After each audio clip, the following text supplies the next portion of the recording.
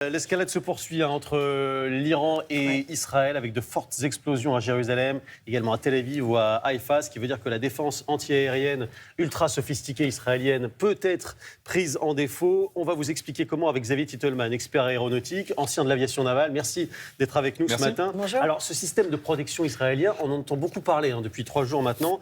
Ça s'appelle le dôme de fer. Mais il faut bien comprendre, ça n'est pas du tout un dôme à proprement parler. Non, bien sûr. Et en réalité, dôme de fer, ce n'est que la basse couche. C'est avec ça qu'on va intercepter les roquettes du Hamas ou des missiles de basse altitude, par exemple les drones kamikazes Shahed, qui a en plus une version laser désormais. Donc encore au-dessus, on a ce qu'on appelle Fronde de David, et tout en haut, on a Arrow. Et là, Arrow 3, c'est lui qui va intercepter les missiles balistiques, parfois à plusieurs centaines de kilomètres d'altitude. C'est un système unique, un système de protection unique. Oui, parce que c'est un petit pays qui a la capacité technologique qui est très importante, et donc ils vont pouvoir cumuler différentes altitudes. Il combine 3 éléments, ce système. Il y a d'abord le radar. Oui. Ce fameux radar, combien de cibles peut-il suivre en même temps ? Alors, c'est une accumulation de plein de radars, sachant qu'en plus, même s'ils ne l'avouent pas, il y a les autres pays de la région qui les défendent aussi. On sait par exemple que les radars de l'Arabie Saoudite sont coordonnés et un radar va être capable de suivre des dizaines et des dizaines de cibles en très haute altitude, sachant qu'au maximum, l'Iran en lance une centaine. Et donc, c'est des radars qui vont vers le haut, mais il y a d'autres radars vers le bas, parce que les missiles de croisière ou les drones kamikazes Shahed sont en basse altitude. Et donc, il y a des dizaines de radars qui sont nécessaires pour détecter tout ce qui va arriver de partout en même temps. Et ces radars, ils sont placés sur des véhicules, ils sont mobiles, et ensuite, les données sont envoyées à un centre de contrôle qui répercute et qui envoie les contre-mesures. Alors, vous avez même des avions radars. C'est-à-dire que quand vous avez quelque chose, un missile qui va arriver de très très basse altitude, si vous avez votre radar au niveau du sol, vous n'allez quasiment pas le voir arriver. Donc il faut des radars qui soient en hauteur. Et donc finalement, oui, il y a des avions radars, vous avez des bases au sol qui sont plus ou moins importantes, et vous avez aussi des véhicules qui vont pouvoir être orientés en fonction d'où la menace arrive. Donc ce que vous nous expliquez, c'est que ce n'est pas un système fixe, en fait. C'est un système qui est mobile aussi en fonction des zones d'alerte. Il y a beaucoup d'installations fixes. Notamment pour lancer les missiles qui sont les plus lourds, mais il y a aussi des installations mobiles, effectivement. Le long de la frontière. Sans oublier le soutien des alliés d'Israël qui sont présents dans la zone, et donc il y en a partout. Alors, on l'a vu encore cette nuit, la plupart des missiles, l'immense majorité, sont interceptés, mais pas tous. Comment ça se fait ?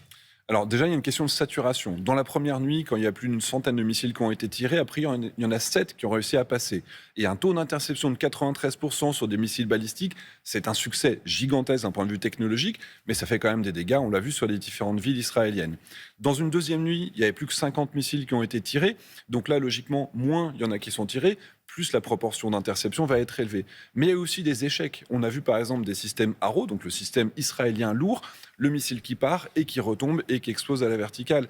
Donc il y a aussi des échecs technologiques, malgré la qualité, la technologie, les millions d'euros investis dans chacun de ces missiles. Parfois, ça ne marche pas à 100%. C'est-à-dire qu'en fait, l'Iran doit saturer l'espace pour frapper fort Israël. L'armée Israël, elle est assez solide pour faire face à tout ça aujourd'hui ? Alors déjà, l'Iran est de moins en moins capable de saturer l'espace. Parce que dans un premier temps, tous leurs lanceurs avaient été utilisés. Mais à chaque fois qu'ils vont tirer, il y a des satellites qui permettent, avec des détections de chaleur, de voir où sont les sites de tir.